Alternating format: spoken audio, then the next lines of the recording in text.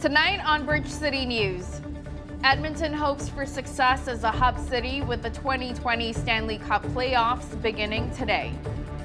New mandatory mask bylaws take effect in Calgary and Edmonton, with more cities in the province following suit. And we make a stop at the Nicaraguan coffee company during the Lethbridge Farmers Market to see what makes their product special. Your nation, your province, your southern Alberta.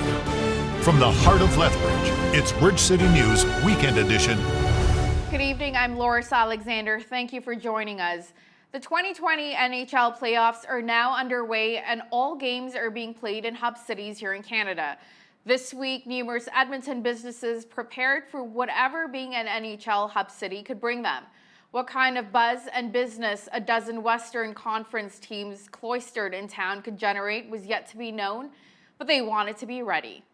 Yeah, Edmonton is a hockey town, so not just a hockey fan, not just a hockey player, but there are parents and grandparents that just love watching hockey and stuff. So it's a real hockey town. So it was no surprise to us, you know, with the new arena and downtown, the way it's been redone, and the people and the culture that are here, that we were chosen to be one of the hub cities. So this city we've already found to be electric. We've only had one exhibition game against Calgary, you know, as far as Edmonton plays, but the other games that have been played here, and I mean, we are getting a lot of interest in store from not only Oiler fans but NHL fans. So we see Toronto fans coming in, even though Toronto's not playing here, and Calgary fans, and yeah, on and on. Yeah, the NHL's done a remarkable job of the bubble here in Edmonton. I can't speak for the one in Toronto, but the bubble that's here, and the players look to be doing everything they can to keep healthy and keep safe. And so if everything keeps it this way, I think the Stanley Cup will be hosted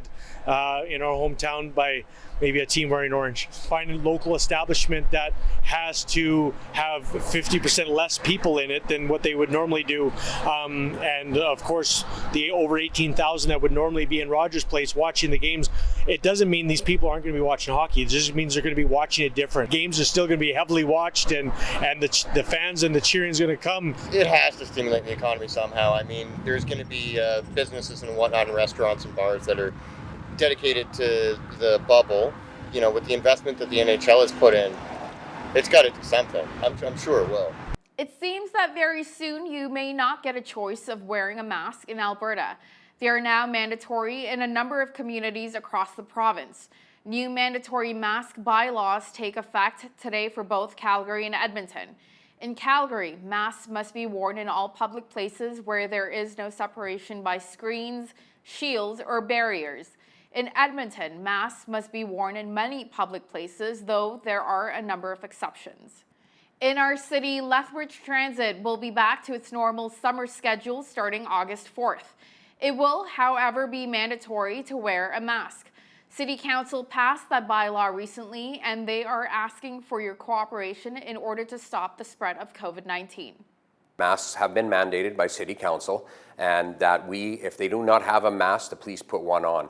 We are instructing the community to please abide by that mandate and do the right thing and put the masks on. We won't refuse a ride, but we will monitor. So if we start to see too many people that are coming without masks and unwilling to wear it, then we will have to probably adjust how we're providing the service. What I see from the community and what we've heard from the community is they're very excited to see conventional transit launched again. There is lots of feedback on the Facebook and on the Twitter accounts, basically stating the thankfulness for going back to conventional transit and putting safeguards in place for the public. City officials say answers to questions about the recent mask-wearing bylaw can be found on the My Ride app. The University of Lethbridge is making masks mandatory on campus beginning Monday, August 10th. University officials say wearing face coverings or non-medical masks at indoor spaces at the university is for the safety of the campus and local community. Those working on campus will not be required to wear a mask in their offices unless they are located in an area that faces the public. The mask policy will also apply to summer camps on campus. Every Saturday, Bridge City News heads off to the farmers market to feature one local business. Today is no different as we explore the world of Nicaraguan coffee. My in-laws have been bringing coffee to Lethbridge and area for about 10 to 15 years. They've been investing in their farm. And I'd always enjoy when they bring it back because it is such special coffee. It turned out to be the first time I actually went to Nicaragua that I saw the whole coffee process and realized that I wanted to get into it somehow. And roasting coffee was kind of the thing that stuck out to me because that was one of the processes that they never did. So I had a friend who had a roaster. He lent me his roaster. I started roasting. I've been roasting coffee for about 7 years now, 2.5 years for the company. And yeah, I love coffee. I love the whole process of the coffee in Nicaragua. And that's really what got everything going. All of our coffee is hand-picked and it's all sun-dried, which gives a lot of flavor to the coffee. The hand-picking, you only pick what's ripe.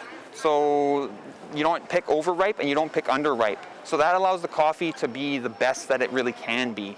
We don't use any machinery because our farm is on a natural reserve. So not only is the farm a beautiful place to be, but also it's a great ecosystem that is in that area. So that's really, the fact that we are the farm sets us apart from everyone else. Most people are getting from a broker or something, so that is kind of our special story. As we head into the August long weekend, and that means tourists will be out in full force in Waterton Lakes National Park. As Micah Quinn explains, the town has had to rebuild after the Keno wildfire from 3 years ago. But the community is going strong now through hard work and perseverance.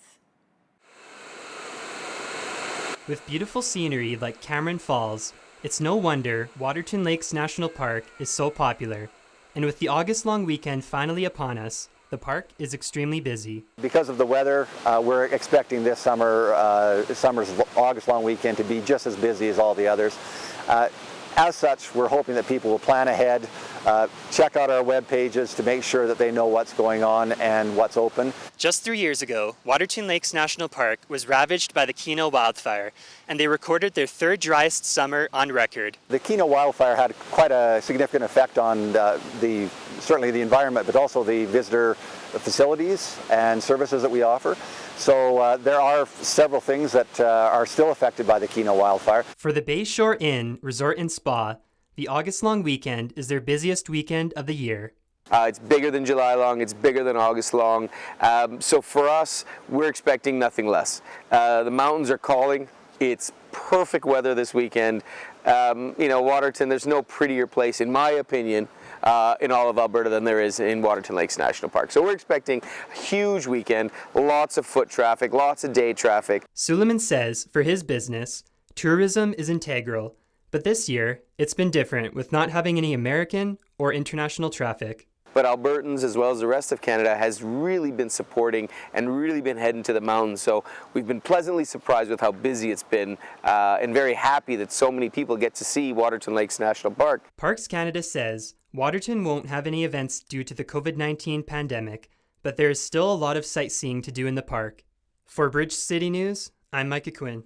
This weekend, Lethbridge police are reminding us to drive safely, and if you plan to drink, please do not drive.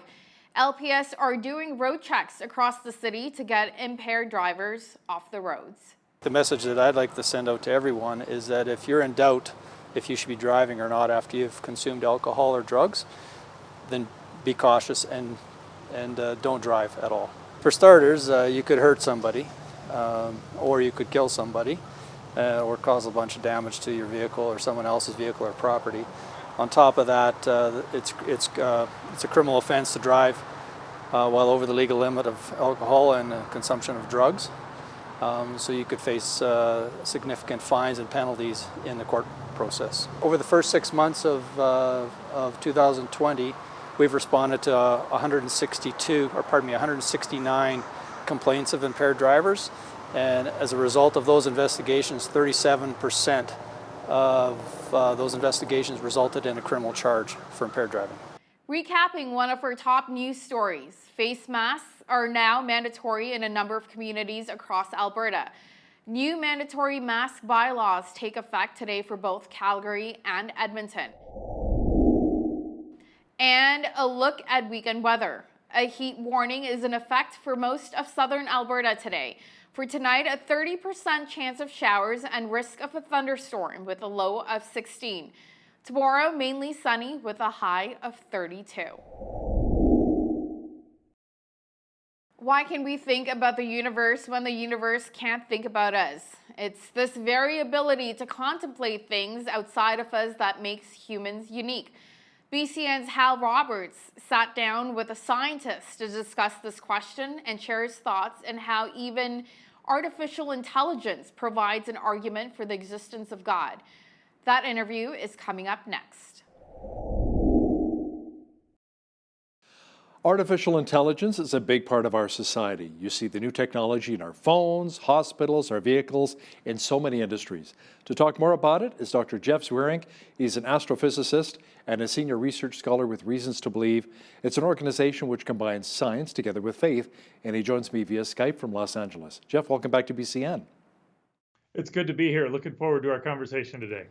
Now, give me a brief description about the ladder of causation. Now, this helps identify the key steps for an artificial narrow intelligence to move into an artificial general intelligence. Tell me more about that. Yeah, so when I'm thinking artificial intelligence, growing up when I did, this is the HALs, the R2D2s, the things that are sentient, aware of who you are, aware of who they are, and kind of interact in the world. And we've got a lot of AI out there right now, which is this kind of narrow intelligence, which can play a game of chess or figure out what you're saying and ask you or order pizza online for you. And so, but the difference between those are very dramatic, because what all of the AI that we have now basically maps this set of inputs to this set of outputs. And so it's a very basically correlative way of looking at things. It's like, I see this, therefore that means this. And so there's this kind of seeing aspect to it. But if you want to get to what humans do, or that artificial general intelligence, you got to move up to the next higher rung, which is not just seeing the correlations, but actually intervening to make something happen. So, say I want to build a pool in my backyard. I can have it look and say, all right, these are the kinds of pools you could put in there. That would be a correlation type thing. But an intervention would be, say, what happens if I remove a wall from the house? Or what if I take the tree out? And then to move to the next letter of causation, the third rung, it's asking, what if I move from Los Angeles to Canada? How would that impact my building a pool? Because the things that happen in Los Angeles are very different from Canada when it comes to building a pool. So that's kind of imagining what could be beyond what is already known. Jeff, I used to have a pool in Southern Ontario, man. The amount of work I had to put in that thing, cleaning it every day. Don't do it. Don't do it. That's all I'm saying. Now, AI such as Siri, Alexa, and even Tesla cars are almost eerie in how they respond and interact with us. What rung do these fall on, and how much does AI actually anticipate versus respond to our requests? Well, all of the AI that's out there that I'm aware of is kind of on that first rung of causation, that they're looking at, again, mapping inputs to outputs. So they're seeing this, and therefore that means this. And there's some algorithm for how they choose between different options, but it's seeing this and correlating with that. So all of the AI that we have is at that level. But what you notice is that it's remarkable how it looks like they're doing something more. It looks like they're anticipating, but in reality, what they're doing is saying, okay, given this input, very complicated algorithm and process of mapping it to an output, but nonetheless, it's just this correlation. Input goes to that output. I want to talk to you a bit about some concerns I know people have with when it comes to autonomous vehicles. What happens if somebody was to hack into the computer, the system, and actually kidnap somebody, change their whole course, or maybe cause the brakes to fail? I mean, there's so many things can happen if technology fails or if somebody hacks into the system. No, that's actually a very good point. I mean, when it comes to AI, it is one of these really powerful tools. It can do great goods. It can spot diseases and bad spots on x-rays far better than people can. It's got that sort of capacity. But the more powerful the tool, the greater good you can do with it, but also the greater damage you can do with it. And so that really calls us as humans to make sure that as we're developing this, we don't just look at the technological side. We also have to look at the ethical and moral side. How do we deal with this powerful tool so that the damage is not caused, but we're actually using it for good? Now, what are some of the myths or misconceptions associated with artificial intelligence? I think one of the things that plays out often in that is that we see artificial intelligence, and you mentioned Alexa and Siri, and how it's like they're anticipating and they're learning, and we hear those words and we think very humanly about those. That when I'm talking with you, I hear you saying something, and I think, oh, maybe he's going there. I'm actually thinking, okay, where do I fit into this conversation? What's he trying to do? I'm thinking about it a particular way. Whereas Alexa, Siri, all of the AIs that are out there right now, again, they're just saying, all right, these inputs mean these outputs. They're not trying to consider, what are you doing? Where are you going with this? How can I help? It's really just trying to do what it's programmed to do in that sense. And in that sense, while it is learning, it's not like it's saying, we've been talking this way. Maybe it would be better if we talk this way. That would help us get there better. All it's doing is saying, well, I tried this and this was said, no, it didn't work well. So this worked better. So I'm going to go that way. So it learns in that sense, but it doesn't have that higher level cognition or thinking and saying, hey, what's going on? How do I help accomplish this goal better? Because all it is designed is to do is what it's the goal that it's been programmed to deal with. Now, we've heard that artificial intelligence can learn, but can it think outside of what it's been programmed in to do? Like, can it look ahead and imagine, or maybe backwards to reflect on what might have been? Jeff, what are your thoughts? Yeah, that's a little bit of a subtle question, because often, I'll give a little bit more concrete example. I can talk about learning where a ball goes. And so I could say, I know that if it's going with this speed at this angle, I know it's going to land there. And then I could say, I don't know what happens if it's a different speed and a different angle. But as I grow, I recognize, wait a second, there's a formula I can just plug this into. And so now that I know the formula, I can deal with a whole wide range of situations. But even though I'm being able to, quote unquote, learn what's going on in this situation, it's still all the same thing. So that's what the AI is doing. It's taking what is in this general programming and saying, okay, I can work in that realm, which is very different, again, than what humans do. Because when I go and play chess, I'm looking to win. But I could go halfway through the game. I could say, you know what? This game has been fun trying to win, but now I'm going to see how long can I play the game. There's nothing that an AI will do at this point where I'll go in there and say, you know what, this goal isn't very good. I'm just going to go a different way. Nothing about AI does that at this point. If you want to play a long game, maybe try Monopoly or even Risk. That's also pretty long too. Now, with the third rung requiring the ability to imagine something that does not already exist, is there still a possibility that artificial intelligence technology can really advance to that point? Well, there are people who are developing the mathematics that allows an algorithm or an artificial intelligence to do some of those, not just see, but actually intervene and gather new data to see what might go on, and also to even imagine new scenarios. But the best I understand it at this point is there are aspects that it's going to mimic of human behavior, but it still is not doing it in the way a human does. Because again, what allows the computer to do that, or the AI to do that, is there's just this incredible wealth of data that it can process through and figure out. So it may be able to imagine or get to the place where it says, okay, let's look at an entirely new situation that doesn't exist. Say maybe if I didn't move to California, where would I be today type thing. But it's not going to be able to do that nearly as universally or as generally as humans do, because there's also a relational aspect of the way humans behave. And putting that into a computer, I think that's one of the things that really distinguishes us from a computer. You think of what Spock does, the ultimate logical machine. But ultimately, what we like about Spock is that he behaves rather humanly. He actually engages in a relationship. Now, even with the vast advances in AI, how does its limitations reveal the uniqueness of humanity? Well, I think as we begin to think about what is an AGI and how do we get to a general intelligence, what that forces us to do is ask, what is it about humanity that's unique and distinct, and what do we need to do to make a computer do that? It used to be that if we could the thought was, if we could make a computer that could beat humans at chess, that would be a general intelligence, or maybe at poker, or maybe at this. And what we found is that every time we've achieved those goals, we say, all right, we can actually build computers that are far better than humans at chess or any well-defined game, quite honestly, but they still just approach it very differently. We approach it from a thought process, but we also ask, how do we play into this? So when the computer wins the game of chess, it never says, yeah, that was a great game of chess. It says, it doesn't say anything. It just won the game of chess. Whereas I would be very excited if I could beat a grandmaster playing chess, or my team won the Super Bowl. The AI just doesn't think that way. So there is this distinction in how humans are. We're aware of where we stand in the situation, not just accomplishing tasks like an AI would do. Yeah, you're right. It'll just say game over. Thanks for playing. Now, what might that uniqueness say about us, where or who we come from, and our purpose in this universe? Well, I think the fact that an AI doesn't think that way, that we do think that way, leads to the idea that perhaps this is not all there is. If we can imagine worlds outside of our universe, maybe there is a world outside our universe. If our ability to perform tasks is important, but we also are driven to relate to people, maybe we're designed to be relational.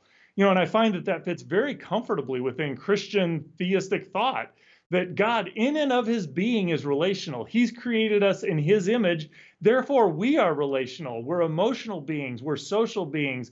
We're also engineer type beings. And so we've got this great wealth of who we are, or the attributes that we share, that ultimately flow from being made in God's image.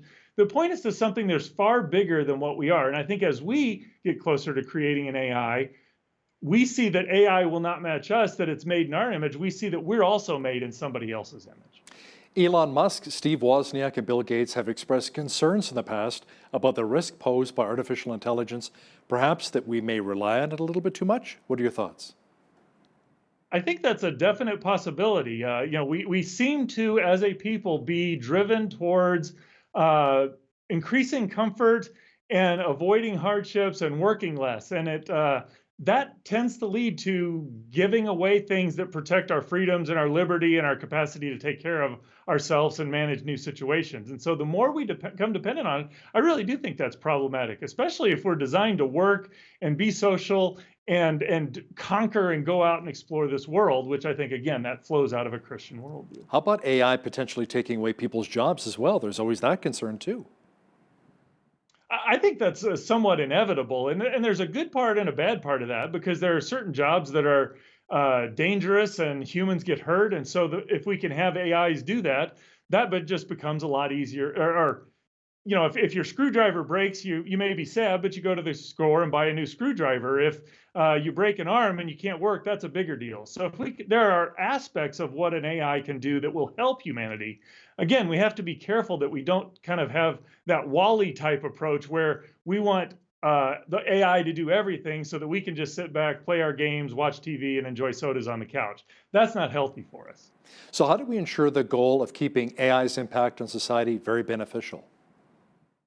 I think it's incredibly important that as we're developing the technology, we also need to be equally serious about thinking about the ethical, theological, and philosophical ramifications. And I know there are people who've thought about that, and there are people involved in that conversation, but we seem to be kind of driven by what can we do at this point. And I just want to make sure that we're very intentional about making sure we're thinking about, is this a good idea? Do we really want to do this? What does it say about our place? And might we be doing something that ultimately is detrimental to humanity in the way we're developing AI? I think if we can do that, we can use the power that AI will bring by avoiding the consequences that would come by using it improperly. Dr. Jeff Zweerink, Senior Research Scholar with Reasons to Believe, thanks for joining me today from Los Angeles. Enjoyed our conversation. Thanks for having me. Marriage, it is often blissful for the first 6 months, and then real life kicks in after the honeymoon fades, and then the hard work begins. What are some of the keys to a successful marriage to help keep the romance going? Joining me at the desk today is Kelly Stickel, lead pastor with My Victory Church, and his lovely and talented bride, JOY-LYNN Stickel, also with My Victory. Thanks for joining me on BCN here, you guys. Thank you for having us. It's great to be here. Yep. Ladies first, how long have you guys been married? 23 years this year. Wow. Does it feel like 23 or no? Long? No. No, I feel like I'm 18, so that doesn't do that. Oh. Yeah. That's no, awesome. it when you look back at the time when you weren't married, it seems like forever ago. Yeah. But no, it's been fun. Yeah. For the Kelly, most part. how's the marriage really evolved since when you guys first got married to here we are 23 years later? Oh, wow. Yeah, it's evolved in many ways. I think, you go through all the different phases from feelings to pressing through to getting to know one another to the honest conversations, all of that stuff to working together. But we've been blessed. We both came from very solid homes, and both of our parents were in great marriages, so we didn't carry a lot of expectations or baggage in that. But so we came in with a lot of that stuff, and were able to work through a lot of that stuff.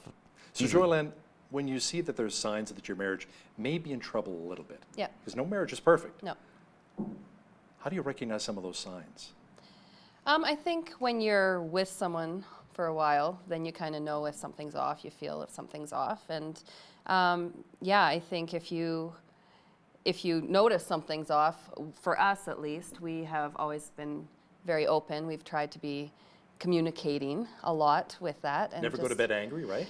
Well, we try. There's been a few times when I'm just like, no, we're not doing this tonight. So honestly, right? Yeah. But no, that's obviously a very good thing to keep in mind. And yeah, and it's wise to not go to bed angry. But also we've found it's sometimes wise not to hash things out when you're tired. So sometimes we just say, okay, we're going to table this till tomorrow. I like you a lot. Just remember that, and we're going to sleep. And then we'll work it when our brains are fresh. Kelly, how about for you? What were some of the warning signs when your marriage may potentially be in trouble? I think one sign that is often overlooked is the joy level in the relationship. So if the Bible says, Nehemiah said it in Nehemiah 8:10, that the joy of the Lord is our strength. So if the joy level and the happiness and that joy level seems to decrease in any way, that's an indication that something's not as strong as it should be. So to me, that's one of those signs. If we're not laughing the same together, and the joy in the home is not the same as it once was, the passion wasn't the same, then something is slipping. And so let's jump on it and address it right away. Now, you guys have kids. We do. We How have many 6. Kids? 6 kids. 6 kids, a daughter-in-law, and 2 grandbabies. Oh, grandkids! Wow. Yeah. You guys started really young then. Yeah, we did. Right? We love it. We think we have some energy still to run the race with all the grandbabies too. Now, do you still have date nights? And how important are date nights? They're vital. Yes, we do date nights every week, and we've made that a important routine. Pastoring is not a 9 to 5 and then shut it off kind of thing. So there's lots of evenings that are required. So we just decided right from the beginning, and we started pastoring virtually right after we got married. Yeah. And so we just decided, no, we're going to make each other a priority at least once a week in a date night, and focus on each other. Traditional dinner and a movie, or do you guys mix it up with axe throwing? A little bit of everything. Yeah. Oh, no. Yeah, we like to get out and have dinner together, just so we can have talk without kids hanging off our arms. But we do talk about the kids mostly when we're out there. We try and say, okay, we're not talking about ministry, we're not talking about the kids, and then we sit there and stare a at little each bit other. bored. No. But you're not on your phones, right? No. No. We make priority not to be. How detrimental is that to a marriage? Oh, totally. Putting in too much electronics, you're on your phone too much, or Yep. maybe in front of your computer, or even, other electronics? Yeah, and I think it can be a habit that hurts a lot of relationships for sure.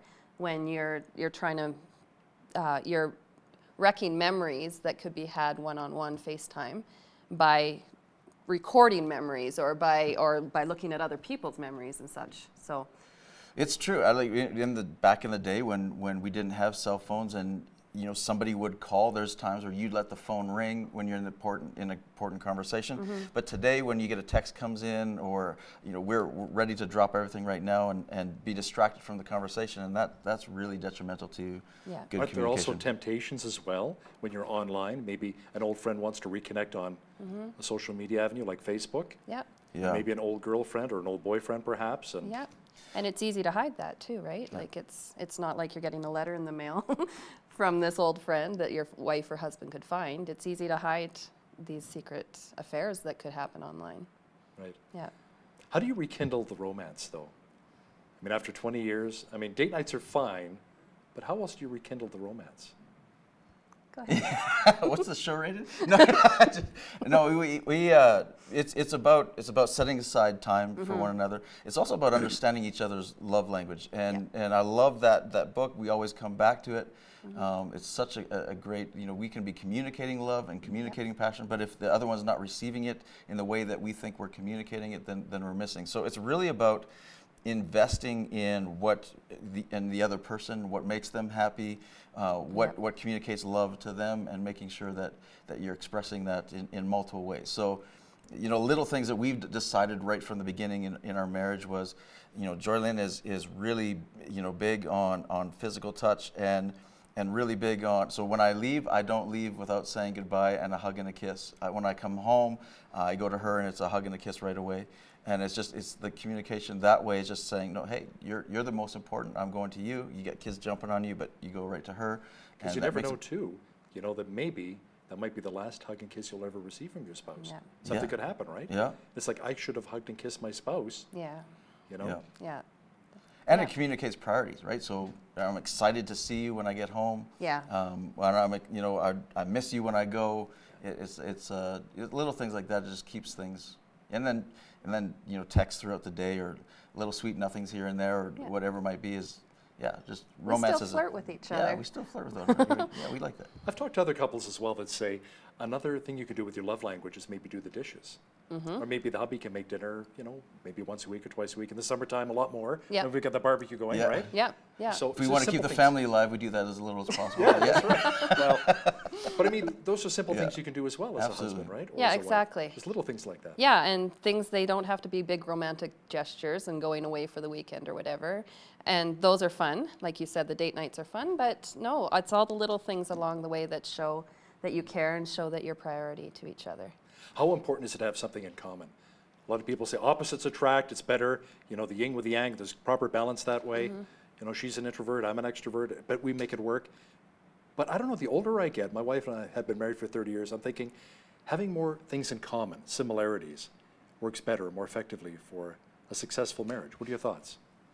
Yeah, I think the longer you are married, the longer, or the more things you do get in common, I think. The more things like we, my husband loves football, and he likes to say that I'm a huge fan of football, but I am a huge fan of him, and so I enjoy sitting down and watching it every once in a while with him. And his reactions? Yeah, well. And the tears that flow? I like when we're winning.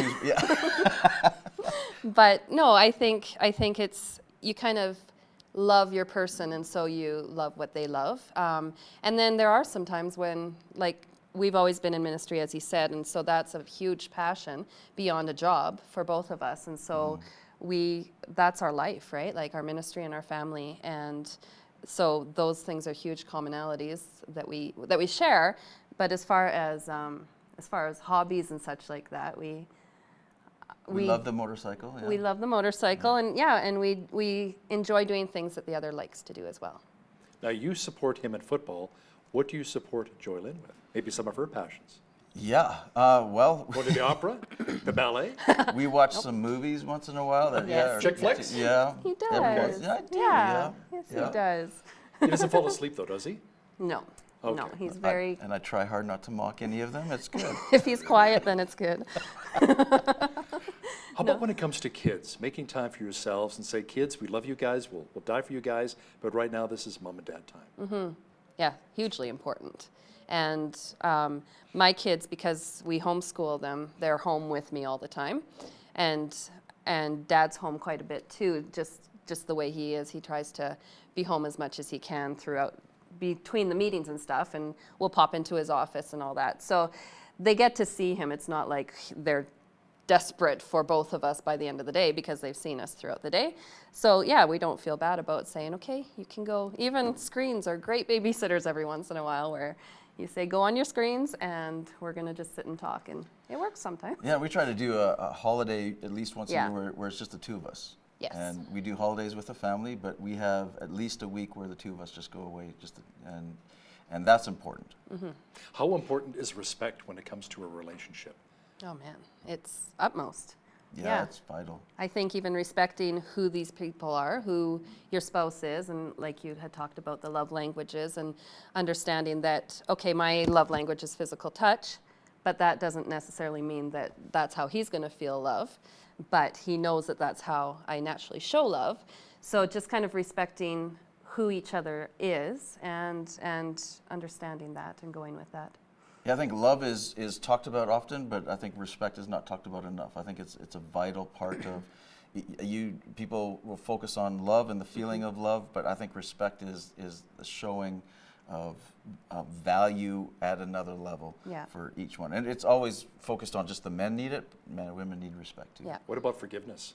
Yes, Like it's some couples go through an affair, other couples go through whatever else, some traumatic experience in their relationship, and the person says, I'll forgive you, but I'll never forget. Mm-hmm. And I think forgiveness needs to be separated from trust too. Like that's a whole other issue for sure. But yeah, forgiveness is for yourself. And I think if you're waiting for the other person to need that forgiveness or to ask for that or to reciprocate it, then you're gonna be waiting for a while probably. So I think forgiveness is for your own health. Yeah, it definitely it's about self, but forgiveness is like JOY-LYNN said, is different than trust. And we mix those things up. And I think the idea that we forgive and forget, I think that's a misnomer as well. I don't think there's certain things that you can't forget, but the ability to forgive is a choice to not hold against the other anymore. And that's freeing for yourself when you forgive your spouse. But that's also freeing for the relationship. So it's vital. We're all human beings. We're all fallible. We're all going to hurt one another. We're all going to make mistakes. So forgiveness is invaluable to a relationship. When Julie and I first got married in 1990, I was working in radio, and a lot of broadcast journalists, you pay your dues all over Canada. You travel, you go from station to station. But one good thing that we really realized in the early years was that we had to rely on each other and God. We didn't have any outside interference from other family members. As much as we love our moms and our dads, but sometimes, they can interfere, especially when you first get married. So would you give that kind of advice to other couples as well, to maybe kind of distance yourself, maybe create a little separation with maybe some moms and dads? Yes, I do a lot of premarital counseling, and I advise, especially for newlyweds, when they first get married, is keep a healthy a separation between, parents, and because if we run to our parents with everything that she did wrong, then mom and dad are going to take that resentment, and it's going to create tension in the family. But we dump on mom and dad what she did wrong, but then we don't say, well, we made up and she apologized and all of that. Mom and dad are still walking around with this resentment, and it creates tension. And so be careful whose shoulder you cry on, but also the Bible does say leave and cleave, right? So it does say leave the parents. And so there has to be this healthy separation saying, hey, I don't need mom and dad like I did before. I'm leaving that necessity in order to focus on our marriage. And she's the most important thing now to me. And I guess at the same time, if you ever want marital advice from your parents, let's say they're married 30, 40, 50 years, it's kind of cool that you can go talk to them as well, right? Yeah, absolutely. Because chances are they've been down the same road that you guys are going down. Yeah. Absolutely. But make sure that your spouse is aware that when you're talking to mom and dad that we're having this conversation, this is what we talked about, and so that there's no expectation of tension as well, feeling like, okay, you're dumping on them about me. That makes it awkward as well. So just be honest with one another what the conversation is. That brings me to secrets. Yeah. How dangerous are secrets between couples? Outside of the fact that you don't know what I got you for Father's Day or for your birthday, right? There are no secrets. She always knows what I'm getting for presents. For like, presents. oh, I'm like, I can never. She's like, you got me this. Oh. It's all right. He gets me what I want then. Yeah. How dangerous, JOY-LYNN? What do you think? Secrets? Yeah, I think they're hugely dangerous. And I think the fact that you, in the first place, feel like you need to keep a secret is the root of it rather than the secret itself, right? And so if you don't have that trust relationship with your spouse, that you feel like there's a secret that needs to be had, or you feel like that you can't trust them with something, or you're doing something that you shouldn't be and need to keep that secret, then it's hugely damaging. Yes, Yeah. It's the separation, I think, between intimacy. Like intimacy is into me, you, see, and if there's a secret in there that I'm holding, then there's going to be a separation of that intimacy, and there's going to be something that's going to be a space between that's going to, and you might never share it or not share it, or you may never know, but there's something that just created a space between that intimacy, and two becoming one, you can't afford that space. How important is it having Jesus Christ as the foundation to a healthy marriage? Vital. Yeah, absolutely vital.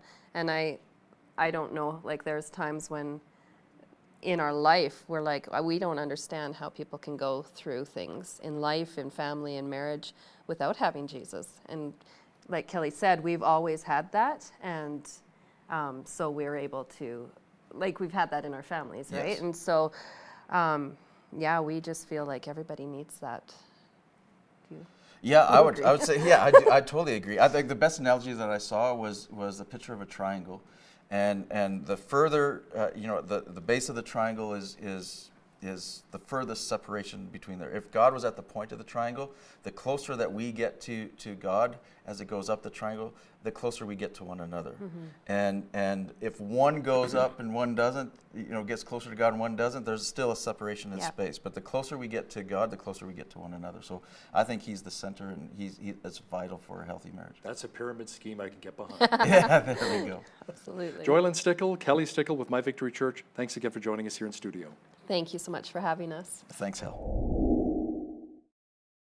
It seems that more and more people like the idea of living life in a more natural and sustainable way. But how do you go about doing that? Our guest today has a few ideas on that topic. Mandy SANDBACH is the president of the Lethbridge Sustainable Living Association. Welcome to BCN, Mandy. Thank you for having me. So let's talk a bit about your group, the Lethbridge Sustainable Living Association. What is it all about? Well, originally, group started in 2012 with a group of folks who wanted to create an eco-village. They recognized there was a need to maybe live in a more sustainable way. Since then, it's kind of morphed and changed into this like grassroots, hands-on, skill-sharing, collaborative approach. And so we have several different initiatives in the community, the Fruit Rescue Program, Permaculture Lethbridge, the Community Clothing Swap, and the Zero Waste Initiative as well. And so through all of those different initiatives, we're able to reach out and start to help people on their sustainable journey, regardless of where they're at. Now, Mandy, food is one of your focal points. Why is it so important for people to grow their own? Oh, wow. It's quite a holistic approach, the way the LSLA looks at it. But for me personally, we all have great memories of growing food with Grandma and Grandpa in our garden spaces. It's like something that nourishes our soul. And keeps us in touch with nature, which is really important. But from a perspective of local food production, what we want to see is people empowered to actually start learning these basic skills. There was a time and a place where we had that information sort of shared down from generation to generation, and it hasn't quite been that way. And so what we want to see is people empowered with the skills and knowledge to be able to do that, so that they can first go into their backyards and grow with the space and the soil that they have available, and then be able to assess where they're at for their food needs, rather than having to rely on grocery stores totally and completely. The other thing that it does is it creates this beautiful sense of community as we're gathering together and we're sharing knowledge and we're looking for land, because not everybody has access to land to grow in. And so not only are we growing local food that grows community, but we're also eating cleaner food typically when it does come from shorter distances away. I have an uncle and aunt that have an acreage out by Bowden, and it was just acres and acres, it seemed like anyway, of peas and carrots. And it was so wonderful. You pull it out of the ground, take it off the vine, crack it open, eat it. It was so tasty and refreshing, right? Yeah. The only thing is when you got to harvest all those vegetables, right? That's a bit of work. Yeah. But I guess it's good exercise too at the same time. Absolutely, now, it's do you good. teach gardening too? Gardening skills? The Lethbridge Sustainable Living, we offer a series of workshops and events and tours of different spaces that are growing. So not just that we teach the skills, but we're taking them and pointing them to people in the community who are still doing that or are doing different ways to do that. Also, we collaborate with other organizations, like the Interfaith Food Bank has a learning garden. And so me personally, I will collaborate with them to do a series of workshops. And in what you'll see oftentimes in the spring is what's called the Seed to Supper program. And that's a basic gardening workshop. So we cover things like composting, water harvesting, building soil, companion planting, all the things that you need to know to have sustainable gardens. What about those community gardens? I'm thinking specifically for people in condominiums or maybe apartments, right? Yeah, absolutely. We have a lot of folks come to us and say, I'm in an apartment, how am I going to grow? Indoor growing is difficult at best, but sometimes they have a patio, and so you can look at container gardening in those spaces. But we also have community and communal gardens here in Lethbridge. So the Kinsman Park, for example, has a communal garden that's just open for anyone in the neighborhood to come in and participate in.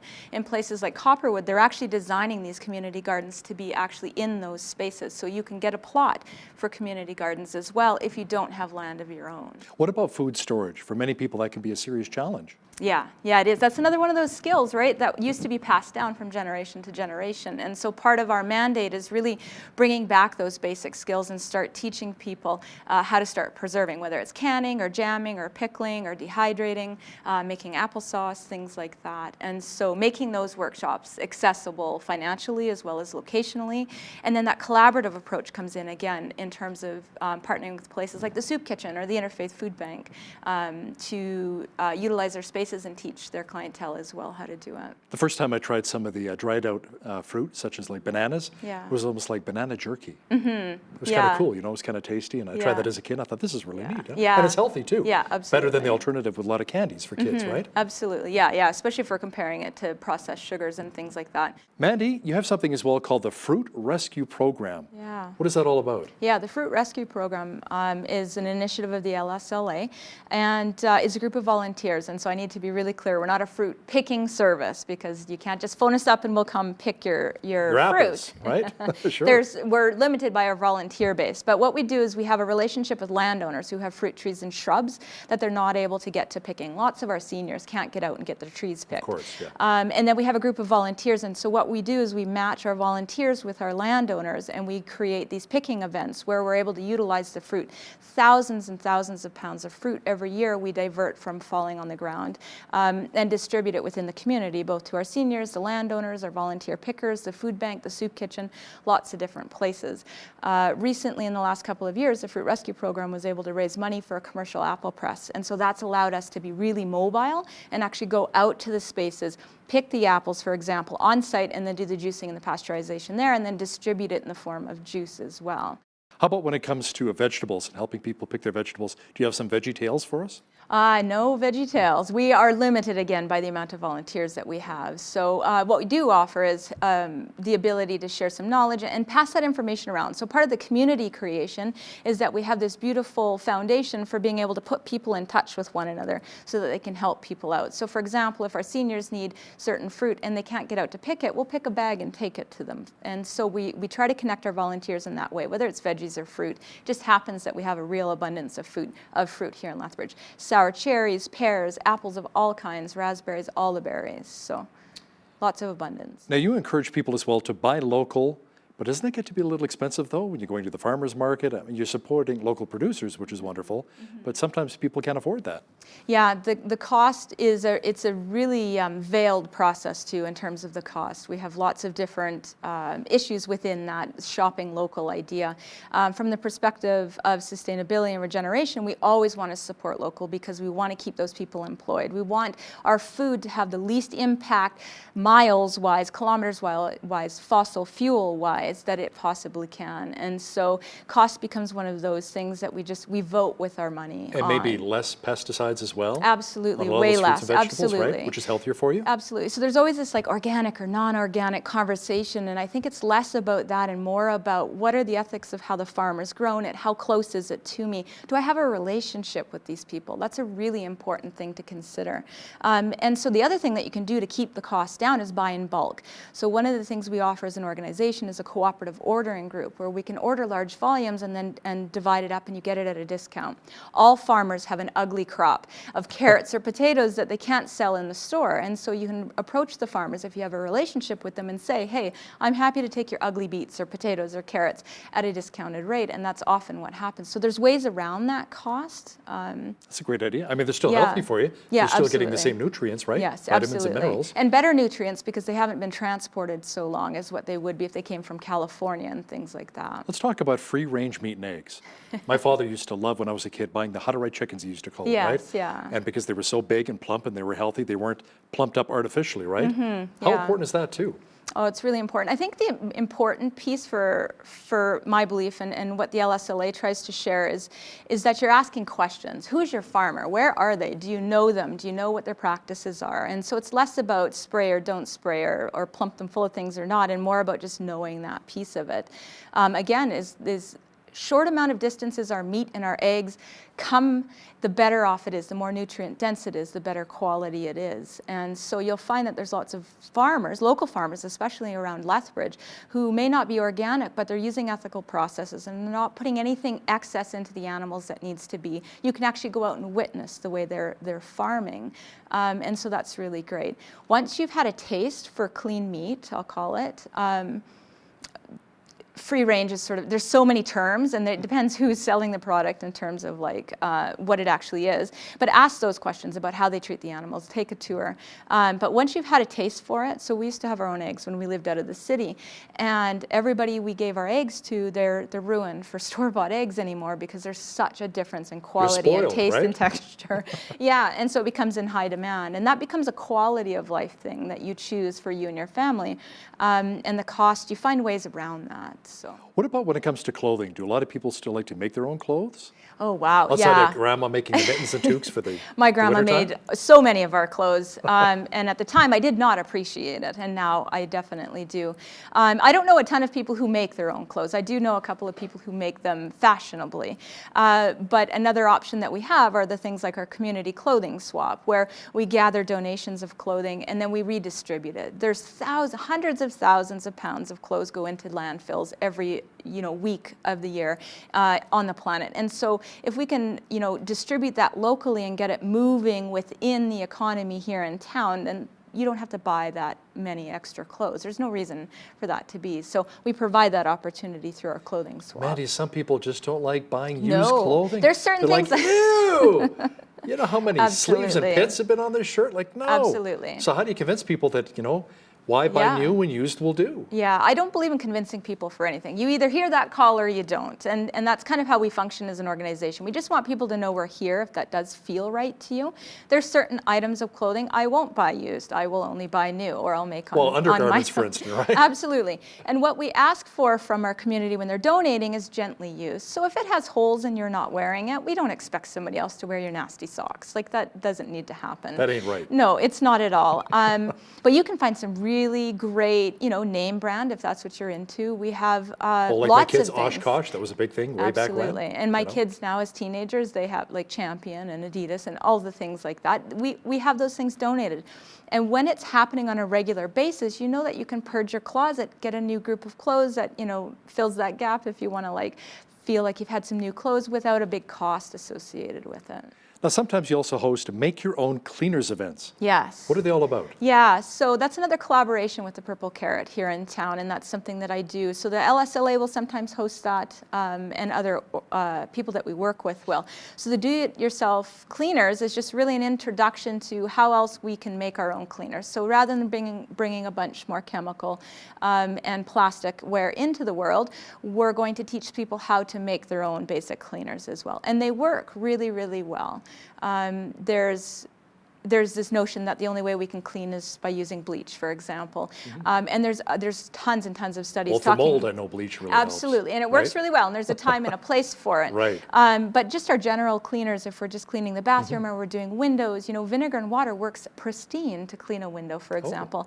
And so, does it matter what kind of vinegar, like white vinegar? I would use a white vinegar, Okay. yeah. So sometimes the apple cider vinegar, for example, is a little thicker. Right. But we want to empower people and inspire them to start looking around their kitchen to see how else they can use some of the supplies they have. So everything that we do and everything that we teach, no matter what the workshop is, will always be accessible. You don't have to buy a bunch of fancy things in order for it to help, in order for you to be able to use it. And the DIY household cleaners things about education, and then making their own, taking them home and trying them, and then they get to play with that formula and see how it works better for them. I remember many years ago I was talking to an environmentalist saying to me, if you ever want to wash your vehicle, park it on your lawn. That way the water is going to go right into the grass and you can feed your grass at the same time, Yes, right? absolutely. Instead of out on your driveway or the sidewalk on the street, right? But what kind of natural soaps or detergents would you recommend as opposed to the store-bought brands? Yeah, so there's a product called Castile soap. It's a basic hemp soap. In some of our stores, what we have are really... You use that for vehicles? No, not for vehicles specifically, your just hands. regular Okay. formulation for regular soap. Yeah, Oh, so okay. Castile soap I would use for making like a liquid hand soap in a foamer pumper How about with for some vehicles, though, essential commercial? oils. Is there anything? I would use the same thing for the vehicle. Oh, yeah, okay. absolutely. You have to be aware of formulation because some of the products, all the products, will leave a film if you have too much of it. So it's a bit of experimentation in terms of how it works for you, right? Most of the people I speak with aren't so much concerned about their vehicle. It's more about how am I going to clean my kids and my clothes and my Right. kitchen counter and my bathroom. So part of what we want to inspire in people is this really creative process. So here's some information. Build on it, play with it, formulate it the way you want to, the way it works for your life and your journey, because not everybody's going to start by making their own cleaners. Maybe they start in a different way on their sustainable journey. And so we want to always leave it open so that they can actually make those choices for themselves. I've tried some of those handmade soaps, you know, with the oatmeal and the honey, and oh, it's just amazing. The smell and the texture and the feel, and it's so worth it. And it lasts a lot longer than the commercial soaps, right? Yeah, it does. With all the chemicals. Yeah. Now, what about zero waste? You guys actually have a zero waste social gathering. What's that all about? Yes, we do. So it was sort of inspired by Southern Alberta Zero Waste, which is the group on Facebook, and we've kind of taken it under our wing. So what we've realized is nobody needs any more meetings in life. Nobody needs any more sort of like strict, rigid spaces. So we just want to create a social event. And what we're doing is leaving it up to the people who are attending those to really decide what we're doing. So for example, last month we gathered in a space, we had some tea, some snacks, and we made reusable tissues and reusable paper towels. We just cut up some extra fabric and we all came in and made ourselves a set, and then off we went. So we're going to do a bit of a skill share. Every month it'll be something different. It might be like a documentary, it might be just somebody sharing a skill with the group, might make some reusable products, it just depends. Mandy SANDBACH, President of the Lethbridge Sustainable Living Association. Thanks so much for joining me today in studio. Thanks for having me. On behalf of all of us here at BCN, I'm Hal Roberts. God bless, and thanks so much for watching.